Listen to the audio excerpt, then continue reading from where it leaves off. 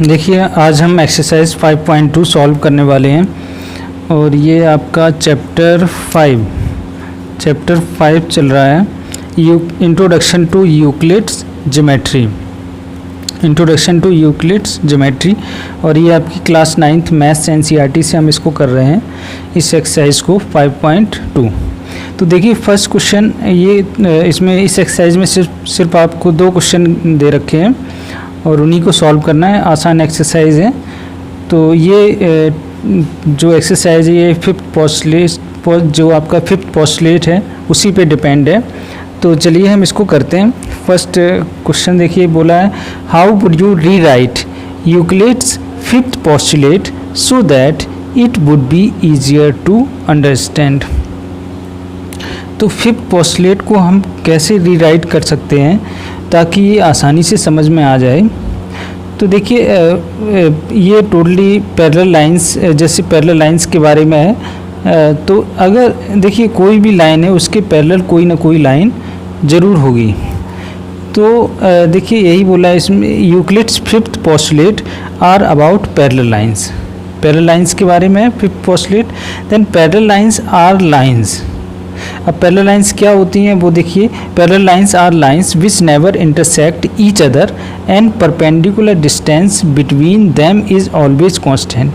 तो ये तो पैरेलल लाइंस के बारे में बता दिया, लेकिन इसको रीराइट कैसे करेंगे इस तरह से देखिए for every line L and for every point P not lying on L.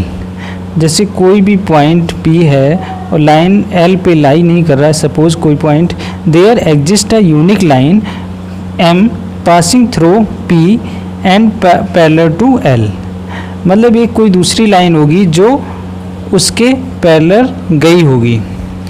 तो इसमें यही कहा है कि मान लीजिए कोई पॉइंट P है उस पर लाई नहीं कर रहा है, तो हो सकता है कि दूसरी एक लाइन हो वो उसके पैरेलल हो और उसके थ्रू गई हो। तो इसमें यही लिख सकते हैं आप कि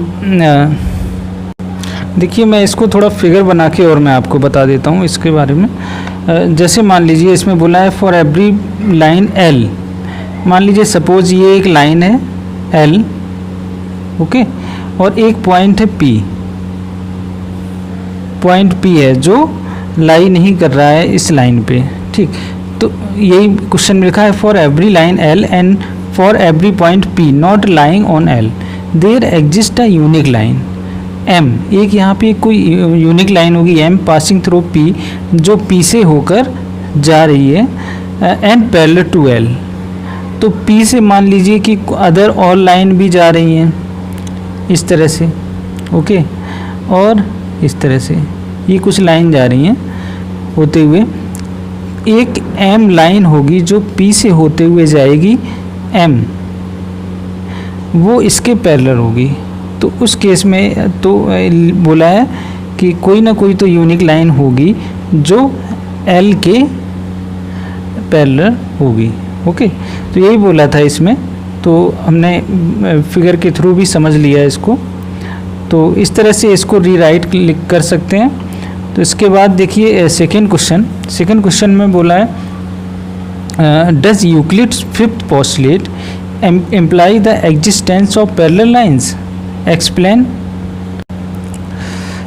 तो इसमें हम कह सकते हैं yes Euclid's fifth postulate does imply for the existence of the parallel lines. Parallel lines के बारे में yes. If the sum of the, इसके बाद दूसरी बात इसमें और कह सकते हैं if the sum of the interior angles is equal to the right angles then the two lines will never intersect each other, okay. तो देखिए sum of interior angles, interior angle 1 and 2 interior angle हैं, 3 and 4 ये भी interior angles हैं। तो the sum of interior angles is equal to two right angles. Two right angle मतलब 180 डिग्री के इक्वल। The two lines will never intersect each other which makes them parallel to each other. तो parallel भी होंगी। तो ये दोनों कंडीशन हो जाएंगी। पैरेलल लाइन्स के बारे में है और इसके बाद 180 डिग्री तो वो पैरेलल होंगी। तो सपोज मान लेते हैं L1 और L2, ओके। यहाँ पे 1 एंगल है, एक 2 है। अगर इन दोनों का सम 180 डिग्री है तो उस केस में ये दोनों लाइन कहीं मीट नहीं करेंगी। मीट नहीं करेंगी तो इसका मतलब L1 is parallel to L2 हो जाएगा। उस केस में फिर √3 प्लस √4 सॉरी रूट नहीं होगा, angle 3 plus angle 4 is equal to 180 degree हो जाएगा। मतलब यहाँ पे जब ये 180 डिग्री हुआ तो उस केस में ये पैरेलल हुई तो इसका मतलब इन दोनों का सम भी 180 डिग्री के इक्वल होगा। तो L1 is parallel to L2। तो ये एक हमने एग्जांपल लेके भी आपको समझा दिया है और ये सेकेंड क्वेश्चन भी कंप्लीट हो गया। ये आपकी एक्सरसाइज 5.2 कंप्लीट हो गई है। और इस एक्सरसाइज में अगर आपको कोई डाउट होता है तो आप कमेंट करके पूछ सकते हो। ओके, मैं उसको सॉल्व करने की कोशिश करूँगा। इसके बाद हम नेक्स्ट चैप्टर की तरफ मूव करेंगे। ओके।